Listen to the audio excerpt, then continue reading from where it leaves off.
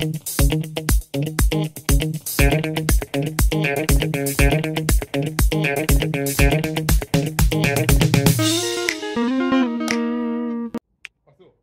guys!